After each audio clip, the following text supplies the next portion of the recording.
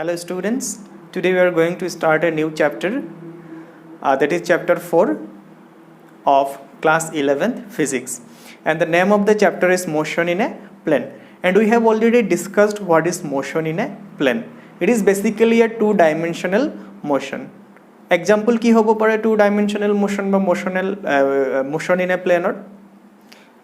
to maximum jibilak ami motion dekha pai thako hei hokole bilak pray ki hoy two-dimensional motion hoy.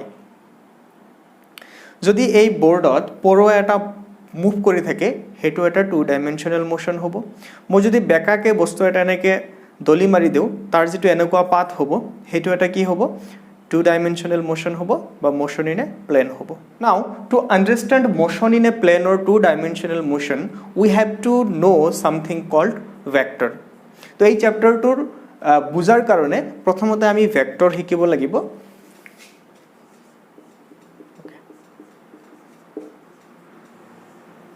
তোমালোকে আগতে শুনিছিলা না vector মানে কি হয় এটো পাইছিলা না যদি পোৱা নাই আজি শিকিবা। তো আমি সেকেন্ড চ্যাপ্টাৰত কি শিকি আহিছিলো ফিজিক্যাল কোয়ান্টিটি আৰু আমি তাতে দেখা পাইছিলো যে ফিজিক্যাল কোয়ান্টিটি হেইবিলাক কোয়ান্টিটি হয় যিবিলাকক আমি কি কৰিব পাৰো মেজাৰ কৰিব পাৰো আৰু ফিজিক্যাল কোয়ান্টিটিৰ যেটো মেজাৰমেন্ট আছে হেই মেজাৰমেন্ট বুজোৱাৰ কাৰণে আমাক দুটা বস্তুৰ প্ৰয়োজন হৈছিল। এটা আছিল নিউমেৰিকেল ভ্যালু আৰু এটা আছিল প্ৰপাৰ ইউনিট।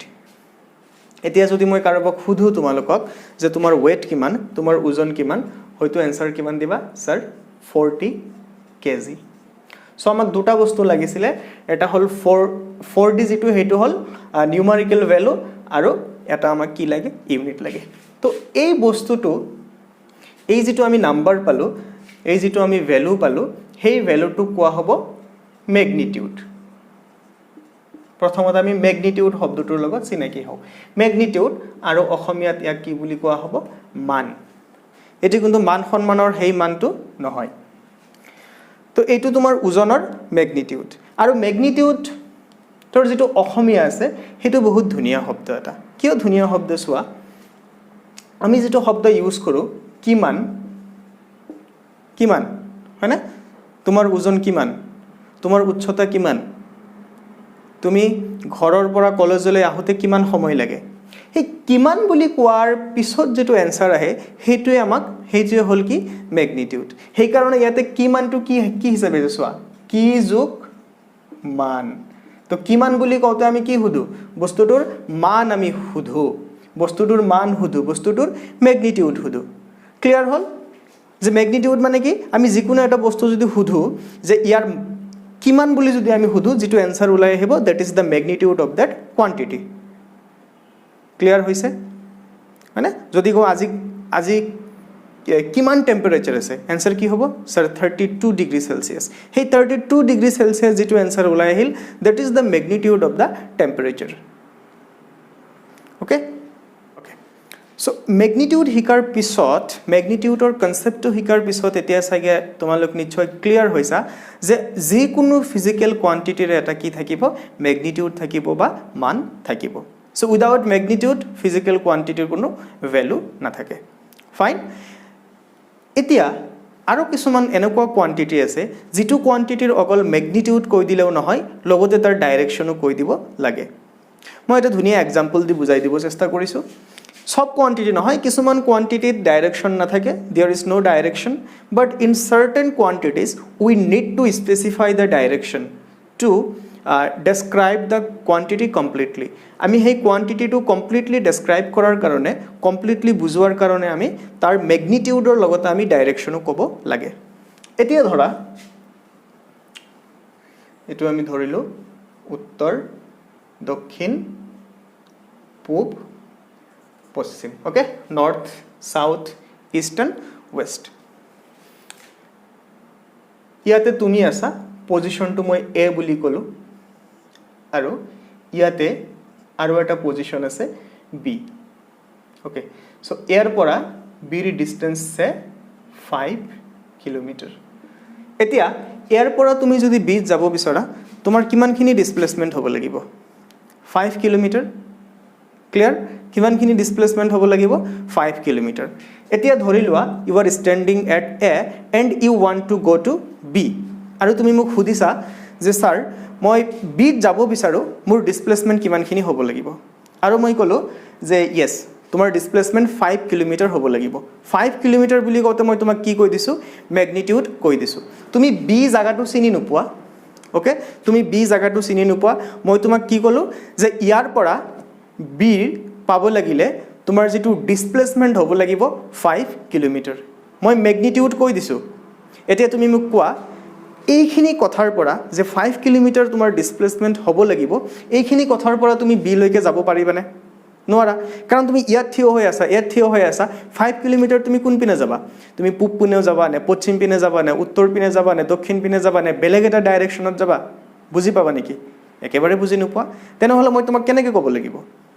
মই ক'ব লাগিব যে তুমি ইয়াৰ পৰা বি লৈকে যদি যাব বিচৰা তোমাৰ ইয়াৰ পৰা পূব পিনে ডিসপ্লেসমেন্ট হ'ব লাগিব 5 কিলোমিটাৰ তেতিয়াহে কথাটো ক্লিয়াৰ হ'ব তুমি বুজি পাবা আৰু তুমি বিত যাব পাৰিবা বুজি পাইছা নিশ্চয় প্ৰ্যাকটিক্যাল এক্সাম্পল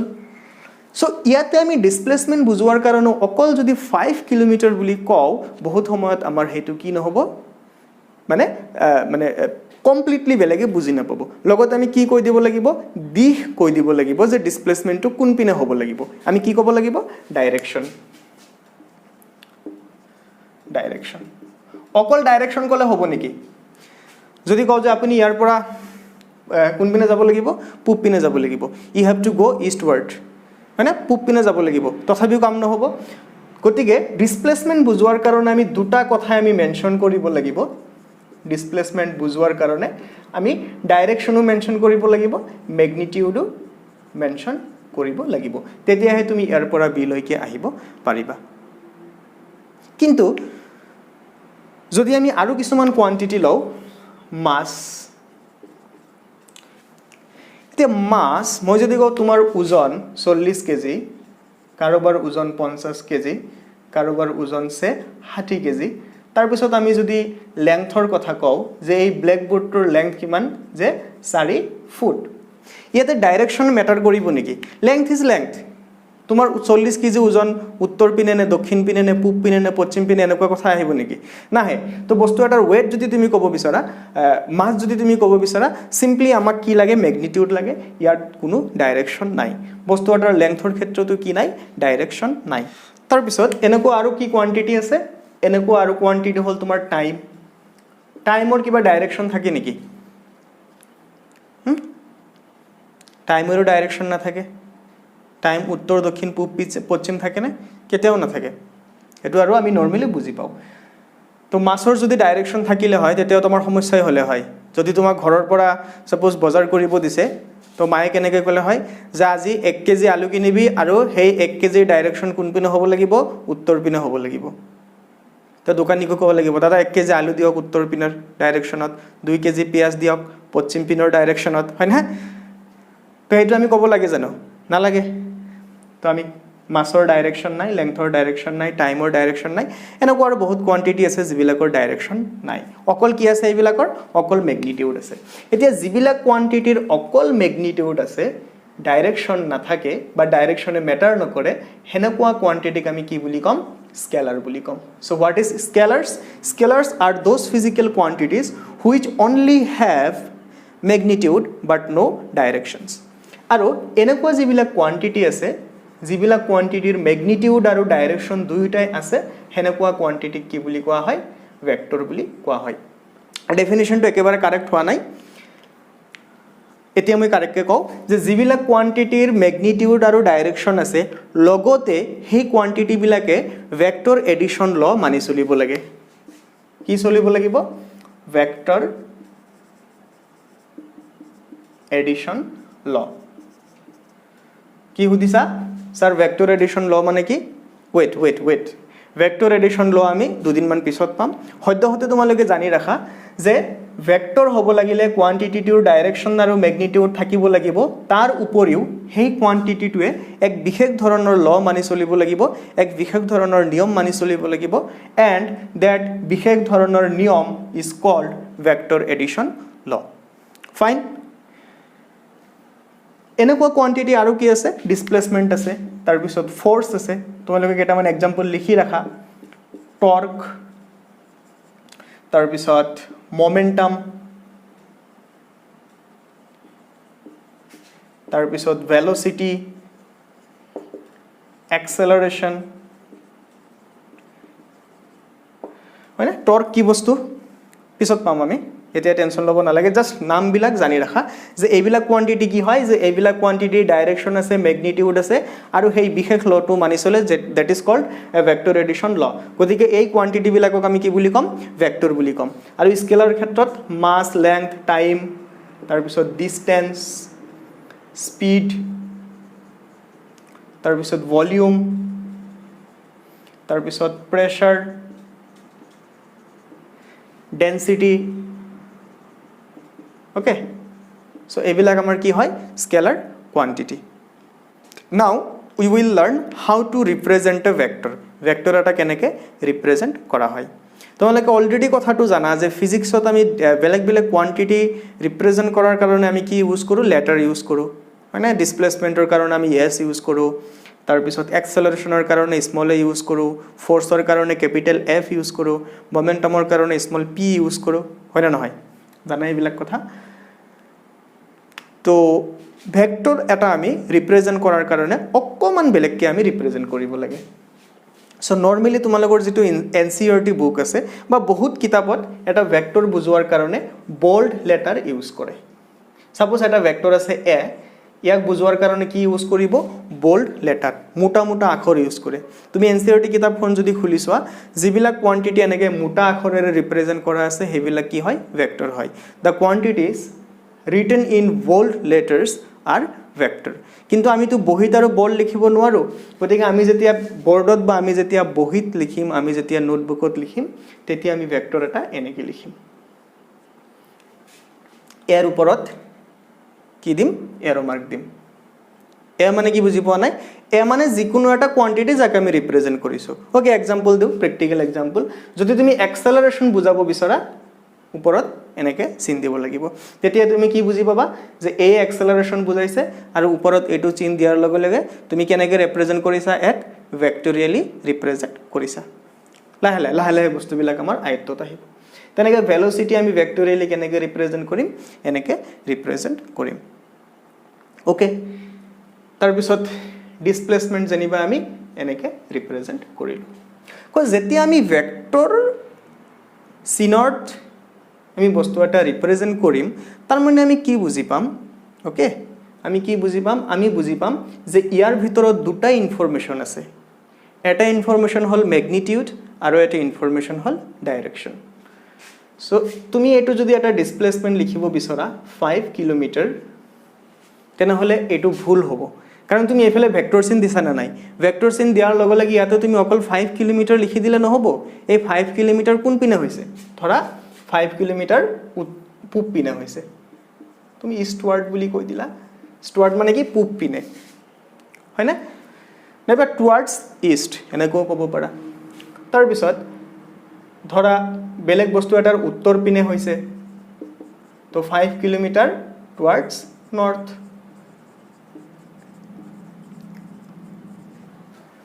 তো ওপৰত এনেকৈ ভেক্টৰ চিন থাকিলে ইয়াতে তুমি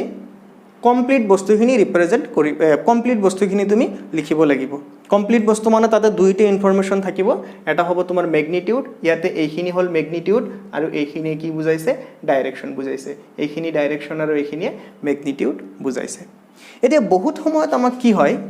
কেতিয়াবা মানে হ'ব পাৰে যে কিমানখিনি কোনটো ডাইৰেকশ্যনত ভেক্টৰ এটা আছে সেইটো ধৰা আমাৰ ইম্পৰ্টেণ্ট নহয়। আমি জাষ্ট জানিব বিচাৰিছোঁ যে অকল মেগনিটিউডটো জানিব বিচাৰিছোঁ, তেতিয়া আমি কেনেকৈ ৰিপ্ৰেজেণ্ট কৰিম? অ'কে, এটা এক্সাম্পল দিছোঁ। ধৰা কোনোবাই তোমাক থাপ্পৰ এটা মাৰিছে। এতিয়া তোমাক পূব পিনে থাপ্পৰ মাৰিছে মানে কি? তোমাক ফ'ৰ্চ এটা দিছে। এতিয়া তুমি কিমানখিনি দুখ পাবা সেইটো ডিপেণ্ড কৰিব তোমাৰ ওপৰত কিমান ফ'ৰ্চত তেওঁ থাপ্পৰটো দিছে। সেইটো ডিপেণ্ড নকৰে যে কোনটো ডাইৰেকশ্যনত দিছে। গতিকে মাৰ খোৱাৰ পিছত তুমি এইটো বেলেগক যদি ক'ব যোৱা যে মোক মাৰিছে, তুমি এনেকৈ ক'বা নেকি যে এইটো ফ'ৰ্চটো তেওঁ উত্তৰ পিনৰ পৰা দক্ষিণ পিনে দিছিলে নাইবা পূব পিনৰ পৰা পশ্চিম পিনে দিছিলে? যদিও তোমাক ফ'ৰ্চ এটা দিছে, সেই সময়ত ফ'ৰ্চটোৰ ডাইৰেকশ্যন তোমাৰ কাৰণে ইম্পৰ্টেণ্ট নহয়। যিকোনো কাৰণত তুমি ডাইৰেকশ্যন জানিব বিচৰা নাই, তুমি অকল কি জানিব বিচাৰিছা ম্যাগনিটিউড জানিব বিচাৰিছা তেতিয়া আমি কেনেকৈ ৰিপ্ৰেজেন্ট কৰিম সো এই যদি এটা ভেক্টৰ যদি a আছে ইয়াৰ তুমি যদি সিম্পলি ম্যাগনিটিউডক ৰিপ্ৰেজেন্ট কৰিব বিচৰা তুমি দুই ধৰণে ৰিপ্ৰেজেন্ট কৰিব পাৰা a দি কেনে দুইফালে দুটা এনেকৈ আস্তানি দিব পাৰা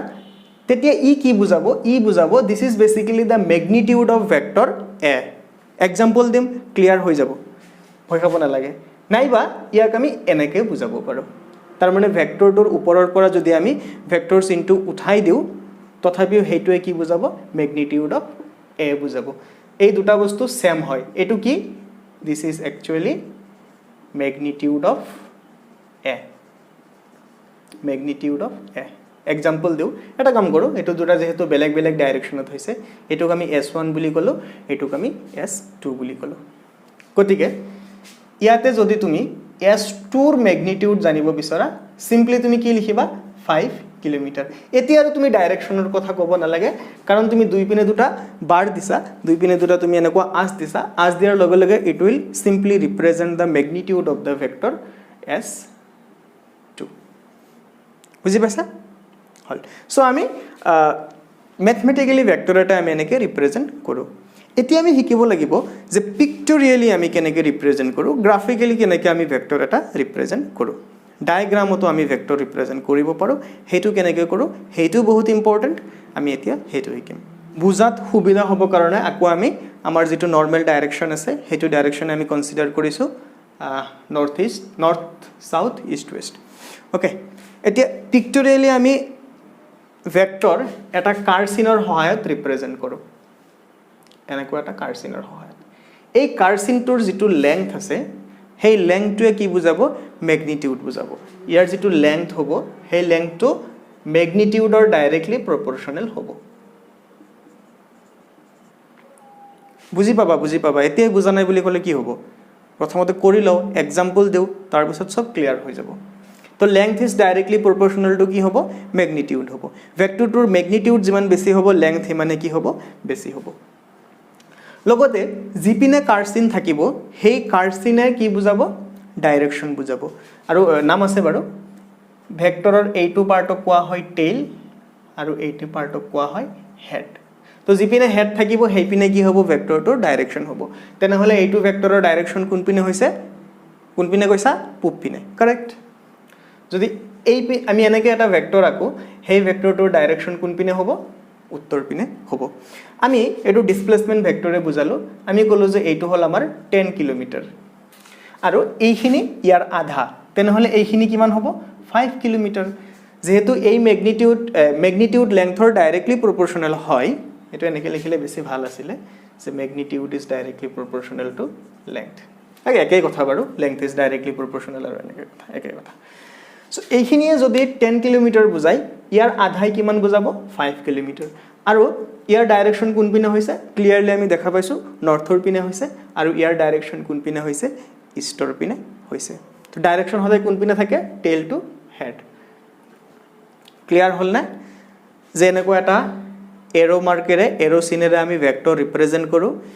ই যিমান ডাঙৰ হ'ব আমি কি বুজি পাম ইয়াৰ ম্যাগনিটিউড হিমানে বেছি হৈ আছে ই যিমান সৰু হ'ব আমি কি বুজি পাম ইয়াৰ ম্যাগনিটিউড কম হৈ আছে আৰু জিপিনে তোমাৰ কাৰ্চিনটো থাকিব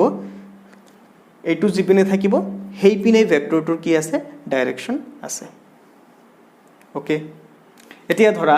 আমি কলো যে 1 সেন্টিমিটাৰৰে আমি 5 নিউটন ফোৰ্স বুজাম আমি কি বুজাব বিচাৰিছো 1 সেন্টিমিটাৰ লেংথক আমি কিমান বুজাব বিচাৰিছো 5 সেন্টিমিটাৰ 5 নিউটন ফোৰ্স আমি বুজাব বিচাৰিছো এতিয়া কোনোবাই বস্তু এটা দক্ষিণ পিনে ঠেলিছা কোন পিনে ঠেলিছা দক্ষিণ পিনে ঠেলিছা 5 নহয় সে 50 নিউটন ফোর্স এপ্লাই কৰিছা আৰু কোন পিনে এপ্লাই কৰিছা সাউথৰ পিনে এপ্লাই কৰিছা এটা বস্তুৰ ওপৰত তুমি you have applied 15 newton force on something towards north south বুলি কৈছিলো না টুৱাৰ্ড সাউথ তেনেহলে এই 50 নিউটন ফোৰ্সটোক তুমি কেনেকৈ ৰিপ্ৰেজেন্ট কৰিবা তো কোন পিনে আছে টুৱাৰ্ডছ সাউথ গতিকে তুমি যেটো লাইন টানিব লাগিব সেই লাইনটো কোন পিনে টানিব লাগিব সাউথৰ পিনে টানিব লাগিব আৰু 1 সেন্টিমিটাৰত তুমি 5 নিউটন বুজাইছা তেনেহলে 50 নিউটন বুজাবলৈ আমি কিমান সেন্টিমিটাৰ ৰাখিব লাগিব 10 সেন্টিমিটাৰ গতিকে এই ফোৰ্সটো বুজোৱাৰ কাৰণে তুমি কি কৰিব লাগিব 10 সেন্টিমিটাৰ এটা লাইন টানিব লাগিব আৰু কোন পিনে টানিব লাগিব দক্ষিণ পিনে এতিয়া ধৰা বেলেগ এজনে 10 নিউটন ফোৰ্স এপ্লাই কৰিছে সে টুৱাৰ্ডছ ইষ্ট বা ওয়েস্ট টুৱাৰ্ডছ ওয়েস্ট তেনেহলে এই ভেক্টৰটো তুমি কেনেকৈ আঁকিবা এটো স্কেলত যেহেতু 10 নিউটন বুলি কৈছে 1 সেন্টিমিটাৰত 5 নিউটন গতিকে 10 নিউটনত কিমান সেন্টিমিটাৰ হ'ব 2 সেন্টিমিটাৰ আৰু কোন পিনে আঁকিব লাগিব ওয়েস্টৰ পিনে আঁকিব লাগিব ধৰা এইখিনি 1 সেন্টিমিটাৰ আৰু এইখিনি 2 সেন্টিমিটাৰ সো এটো আমাক কি বুজাব হেইটো আমাক বুজাব 10 নিউটন ফোর্স টুৱাৰ্ডছ ওয়েস্ট তো এনেকৈ আমি কি কৰিব পাৰো ভেক্টৰ এটাক আমি পিকচাৰত আমি ছবিত ডায়াগ্ৰামত আমি ৰিপ্ৰেজেন্ট কৰিব পাৰো এটি আমি চাম দুটা ভেক্টৰ সমান কেতিয়া হ'ব দুটা ভেক্টৰ সমান হ'ব লাগিলে ইহতৰ ম্যাগনিটিউডো সেম হ'ব লাগিব আৰু ডাইৰেকশনো সেম হ'ব লাগিব লগতে ভেক্টৰ দুটা সেম প্ৰকৃতিৰ হ'ব লাগিব দুটা ডিসপ্লেসমেন্ট হে সমান হ'ব পাৰিব এটা ফোৰ্স আৰু এটা ডিসপ্লেসমেন্ট কেতিয়াও সমান হ'ব নোৱাৰে হেতু জানাই সো দুটা একেজাতীয় ভেক্টৰ সমান হ'ব লাগিলে কি হ'ব লাগিব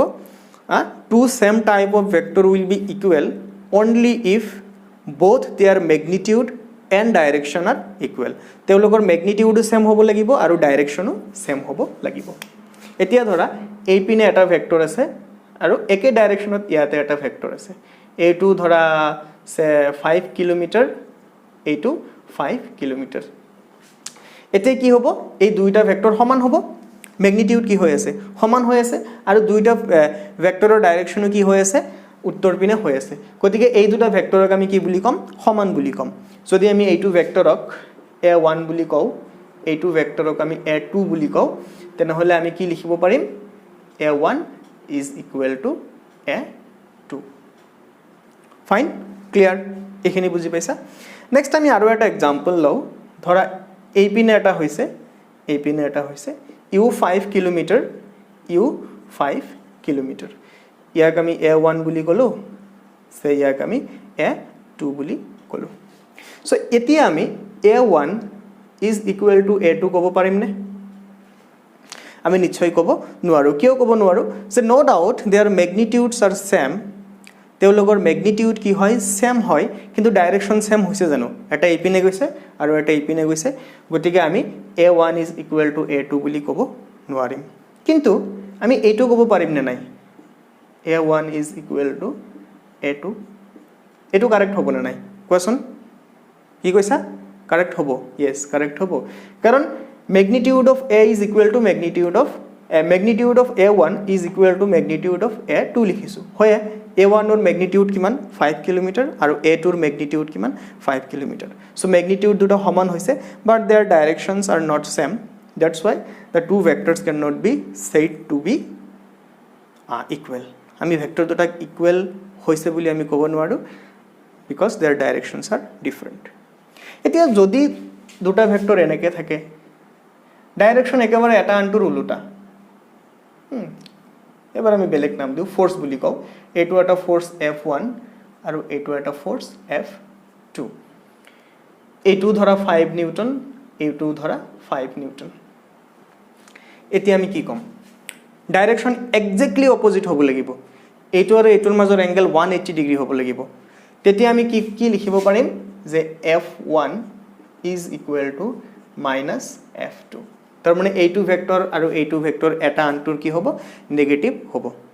তেনেহলে এই গুটেই কথাখিনি যদি তুমি একলগ কৰি কেনে নেগেটিভ ভেক্টৰৰ কথা ক'ব বিচৰা তুমি কি ক'ব লাগিব যে দুটা ভেক্টৰ এটা আনটোৰ নেগেটিভ কেতিয়া হ'ব দুটা শর্ত মানি চলিব লাগিব they have to satisfy two conditions to become the negative of one another দুটা ভেক্টৰৰ এটা আনটোৰ নেগেটিভ হ'ব লাগিলে দুটা কন্ডিশন satisfy কৰিব লাগিব number 1 their magnitude should be same their magnitude must be same number 1 and number 2 they must have to be opposite to each other তেওঁলোকে exactly opposite হ'ব লাগিব মানে এটা আনটোৰ প্যাৰালেল হ'ব লাগিব আৰু ডাইৰেকশন অপোজিট হ'ব লাগিব যদি এটা অকমানো বেকা হৈ থাকে তেতিয়া আৰু এটা আনটোৰ নেগেটিভ ভেক্টৰ নহয় সো নেগেটিভ ভেক্টৰ হোৱাৰ লগে লগে এইটো বস্তু স্যাটিসফাই কৰিবই লাগিব magnitude must be same but direction must be opposite to each other. ভিডিওটো শেষ কৰাৰ আগতে আৰু অকমান কথা মনত পৰি গ'ল পটককে কথাখিনি কৈ লৈছো যে স্কেলাৰ আৰু ভেক্টৰে এডিশনত বেলেগ বেলেগ বিহেভিয়াৰ দেখুৱায় যে স্কেলাৰ এড কৰাটো আৰু ভেক্টৰৰ এডিশন দুটা কমপ্লিটলি বেলেগ বস্তু আৰু সেই কাৰণে আমি কৈছিলো তেওঁলোকে ভেক্টৰ এডিশন ল মানি চলে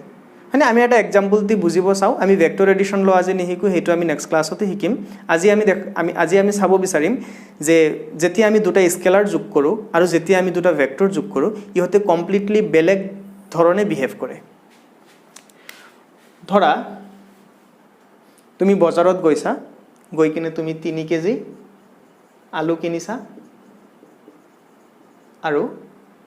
1 কেজি বিলাহী কিনিছা তেনেহলে তুমি যদি বেগত ভৰোৱা টোটাল কিমানখিনি মাছ হ'ব 3 + 1 = 4 কেজি এটো আৰু বেলেগ হ'ব পাৰিব নেকি তুমি যদি বহুত বেলেগকে ভৰোৱা আলু ওপৰৰ পৰা ভৰোৱা বিলাহী তলৰ পৰা ভৰোৱা বেলেগ বেলেগ ডাইৰেকশনৰ পৰা ভৰোৱা তুমি জিয়াই নকৰা কিয় তুমি টোটাল হেৰি কিমান পাবা কি বুলি কয় টোটাল মাছ কিমান পাবা 4 কেজি পাবা তাৰ মানে 2 কেজি আলু আৰু 3 কেজি বিলাহী লগ লাগি কিমানখিনি হৈছে 4 কেজি হৈছে তো এওলোকে যেটো যুগৰ যেটো নিয়ম মানি চলিছে কি নিয়ম মানি চলিছে আমি যেটো নরমালি যেটো আমি এডিশন কৰো যে 3 আৰু 1 4 হয় হেতুৱে মানি চলিছে একে ধৰণে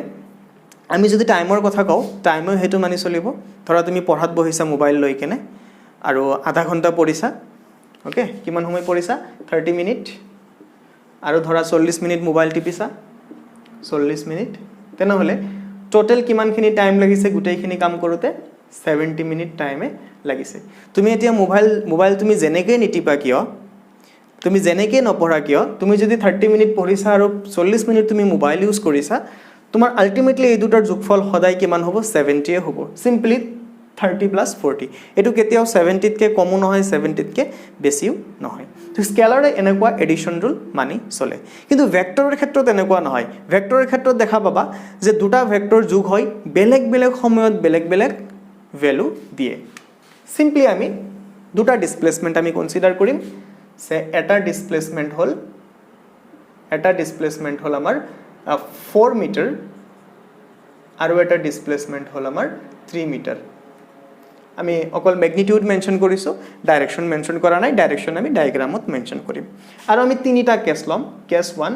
প্ৰথম ডিসপ্লেসমেন্টৰ এইটো ডাইৰেকশনত হৈছে পিছৰ ডিসপ্লেসমেন্টটো এইটো ডাইৰেকশনত হৈছে এইটো হল আমাৰ S1 এইটো হল S2 এতিয়া সোৱা টোটাল ডিসপ্লেসমেন্ট কিমান হৈছে ডিসপ্লেসমেন্ট আমি কেনেকৈ জুখো ইনিশিয়াল আৰু ফাইনাল পজিশনৰ মাজৰ ডিসটেন্স সো মানুহজন ইয়াৰ পৰা ইয়ালৈকে ডিসপ্লেসমেন্ট S1 হৈছে ইয়াৰ পৰা ইয়ালৈকে ডিসপ্লেসমেন্ট S2 হৈছে গতিকে S1 + S2 কিমান হৈছে S1 + S2 আমি ডাইৰেকশন চাব বিচৰা নাই সেই কাৰণে কি ইউজ কৰি দিলো দুইফালে দুটা ম্যাগনিটিউড কাৰণ ডাইৰেকশন আমি এতিয়া আমাক প্ৰয়োজন নহয় আমি সিম্পলি ম্যাগনিটিউড চাব বিচাৰিছো কিমান হ'ব ইয়াৰ পৰা ইয়ালৈ টোটাল ডিসটেন্স কিমান হৈছে এইখিনি হল 4 এইখিনি হল 3 তো 4 + 3 = 7 মিটাৰ কি কৈছা একে হল দেখুন ইয়াৰ লগত হয় ইয়াত একে হৈছে কিন্তু এতিয়াই চাবা এতিয়া আমাৰ জাদু হৈ যাব হয় না এতিয়া যেটো কাণ্ড হ'ব সেই কাণ্ড চাই কেনে গম পাবা যে ভেক্টৰটো কি বুলি কম কিমান বদমাছ বস্তু হয় স্কেলাৰৰ নিচিনা ইমান ইজি নহয় ইমান সহজ নহয় স্কেলাৰ তুমি জেনেকে এড নকৰা কিয় সিম্পলি সেই দুটা যোগ হৈ যাব কিন্তু ভেক্টৰ তেনেকুৱা নহয় ই আমাক বহুত জ্বালা দিব ই আমাক বহুত পানী খুৱাব পানী খোৱাটো অৱশ্যে ভাল স্বাস্থ্যৰ কাৰণে কেনেকৈ পানী খুৱাব চোৱা ধৰা প্ৰথমতে তোমাৰ S1 4 মিটাৰ এইপিনে আহিছা এইপিনে আহি এবাৰ তুমি 3 মিটাৰ অপোজিট ডাইৰেকশনত গৈছা সো এইটো তোমাৰ ইনিশিয়াল পজিশন এইটো তোমাৰ ফাইনাল পজিশন প্ৰথমতে কিমান হৈছে S1 তাৰ পিছত কিমান হৈছে S2 এইবাৰ মোক কোৱা S1 আৰু S2 দুটা মিলি টোটাল ডিসপ্লেসমেন্ট কিমান হৈছে 7 মিটাৰ হৈছে না 1 মিটাৰ হৈছে ডিসপ্লেসমেন্ট মানে কি distance between final and initial এইখিনি হল 4 এইখিনি হল 3 তেনেহলে এইখিনি কিমান হ'ব 4 - 3 4 - বুলি নিলিখো আৰু কিমান হল 1 মিটাৰ কি ঘটনা ঘটিল সেম দুটা ডিসপ্লেসমেন্ট আছিলে এবাৰ দুটা যোগ হৈ কিনে 7 মিটাৰ হ'ল আৰু সেই ডিসপ্লেসমেন্ট দুটা আকৌ ডাইৰেকশন যেতিয়া বেলেগ বেলেগ হৈ গৈছে আকৌ এড কৰোতে কিমান ওলাইছে 1 মিটাৰ ওলাইছে 3 নম্বৰ সিচুৱেশন লও ইয়াতে কৰো 3 নম্বৰ সিচুৱেশনত কি হৈছে ধৰা তোমাৰ প্ৰথম ডিসপ্লেসমেন্ট 4 মিটাৰ এইপিনে হৈছে পিছৰ ডিসপ্লেসমেন্ট 3 মিটাৰ এইপিনে হৈছে তেনেহলে এইবাৰ তোমাৰ টোটাল ডিসপ্লেসমেন্ট কিমান টোটাল ডিসপ্লেসমেন্ট মানে কি ইনিশিয়াল পজিশন আৰু ফাইনাল পজিশনৰ মাজৰ ডিসটেন্স সো ইয়াত তুমি যদি পাইথাগোৰাছ থিওৰাম ইউজ কৰা এইখিনি কিমান ওলাই আহিব 5 মিটাৰ ওলাই আহিব তো এইবাৰ s1 + s2 = কিমান হৈ গল 5 মিটাৰ হৈ গল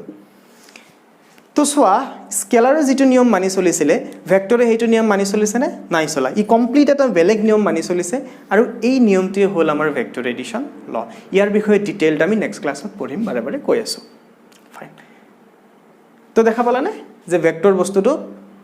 অকমান বদমাছ হয় স্কেলাৰৰ নিচিনা ইমান সহজ সৰল নহয় ই অকমান বেকা টাইপৰ বস্তু তো ইয়াৰ লগত আমি ডিল কৰিব শিকিব লাগিব যেতিয়া আমি ইয়াৰ লগত ডিল কৰিব শিকিম তেতিয়া বস্তু আকৌ স্কেলাৰৰ নিচিনা ইজি হৈ যাব ফাইন এই ভেক্টৰ বিলাক এই যেটো যোগ আমি ইয়াতে দেখা পালো তো এইটো আৰু ডিটেইলছত আমি নেক্সট ক্লাছত নিশ্চয় শিকিম তো আজিৰ কাৰণে এইখিনিয়ে নিশ্চয় তোমালোকে কথাখিনি বুজি পাইছা সো আমি কি কি শিকিলো বেসিক্যালি আমি প্ৰথমতে আমি শিকিলো যে ফিজিক্যাল কোয়ান্টিটি দুই ধৰণৰ থাকে এটাক আমি স্কেলাৰ বুলি কওঁ এটাক আমি ভেক্টৰ বুলি কওঁ স্কেলাৰৰ অকল ম্যাগনিটিউড থাকে এন্ড ভেক্টৰৰ ম্যাগনিটিউড থাকে ডাইৰেকশন থাকে লগতে ইহতে কি মানি চলে ভেক্টৰ এডিশন ল মানি চলে তাৰ পিছত ভেক্টৰ কেনেকৈ ৰিপ্ৰেজেন্ট কৰে হেতু আমি শিকিলো যে ওপৰত এৰো মাৰ্ক দি কমপ্লিট ভেক্টৰ ৰিপ্ৰেজেন্ট কৰা হয় আৰু ভেক্টৰৰ ম্যাগনিটিউড কেনেকৈ ৰিপ্ৰেজেন্ট কৰে এৰো মাৰ্কটো উঠাই দিব পাৰা নহলে দুইফালে দুটা আস্তানি দিব পাৰা টু ৰিপ্ৰেজেন্ট দা ম্যাগনিটিউড পিক্টোৰিয়েলি কেনেকৈ ৰিপ্ৰেজেন্ট কৰে এটা এৰো সাইনৰ দ্বাৰা ৰিপ্ৰেজেন্ট কৰে ইয়াত আসলতে